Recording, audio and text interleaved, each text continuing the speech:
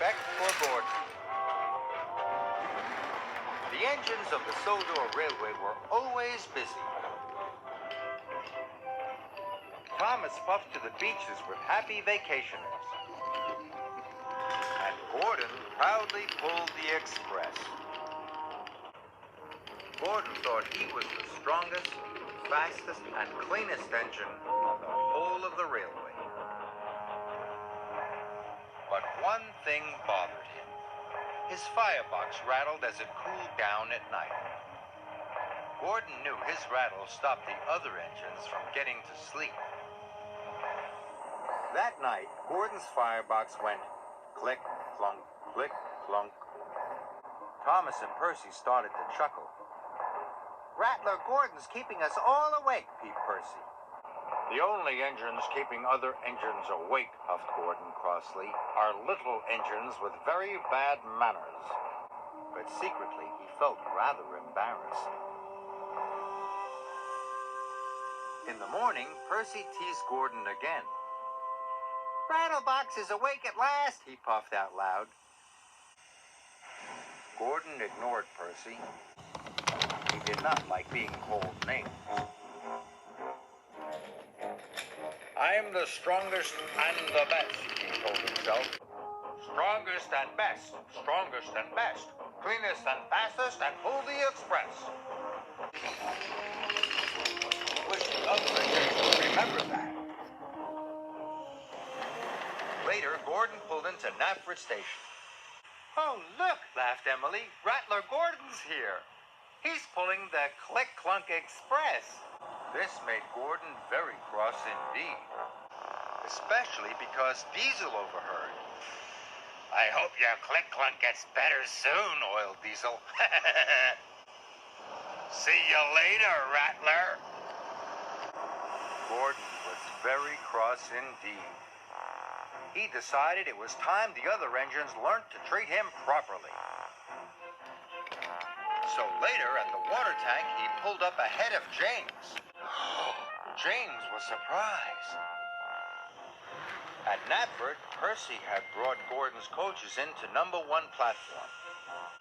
"Off you go now, Percy," said Gordon. "Number 1 is my platform. Little engines shouldn't hang around."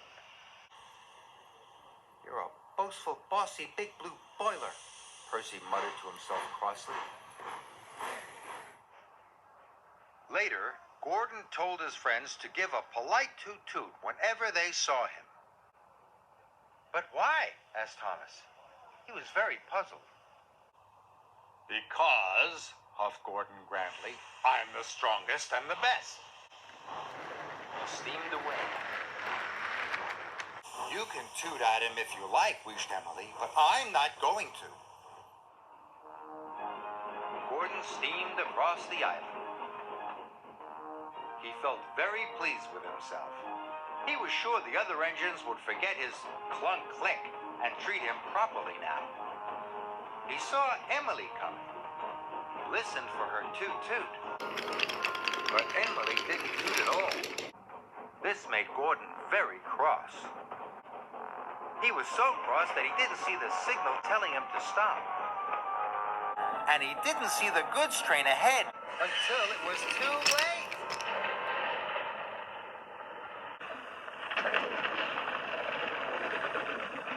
Luckily, no one was hurt. But Gordon came off the rails and he was covered in gooey red jelly.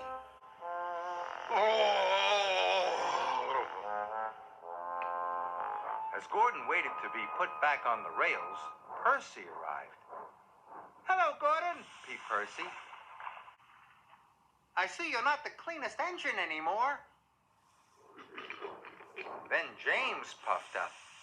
"I don't think you'll be pulling the express for a while, Gordon," joked James.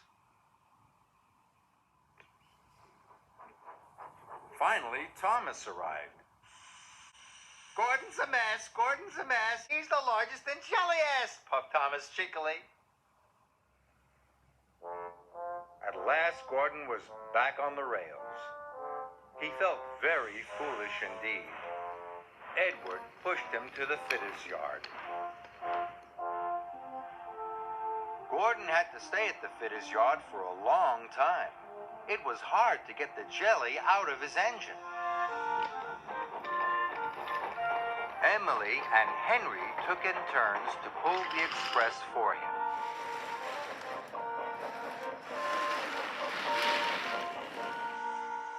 One evening at Tidmouth Sheds, Henry huffed. "It's hard work pulling the express." "Yes," agreed Emily. "Gordon must be very strong to pull the express so fast." "I miss Gordon," peeped Percy. "I miss having his rattle to go to sleep by." Gordon knew the other engines were pulling the express for him. "Thank goodness for Emily and Henry," he thought. "I'm sure they're doing a very good job." Finally, Gordon was as good as new. The fitters had even managed to fix the rattle in his firebox. That evening, Gordon had something to say. "Is it about being fastest and the best?" teased James. "Not at all," puffed Gordon. "I know my rattle kept you awake at night, and I'm sorry. And I was also silly about the toot-toots. I realize now that engines toot-toot other engines because they work hard and deserve it, not because they ask for it." "But we think you do deserve it, Gordon," said Thomas, "because you work hard and you are a really useful engine." All the other engines agreed. Now all the engines greet each other with a cheerful toot-toot for all the hard work they do on Sir Topham Hatt's railway.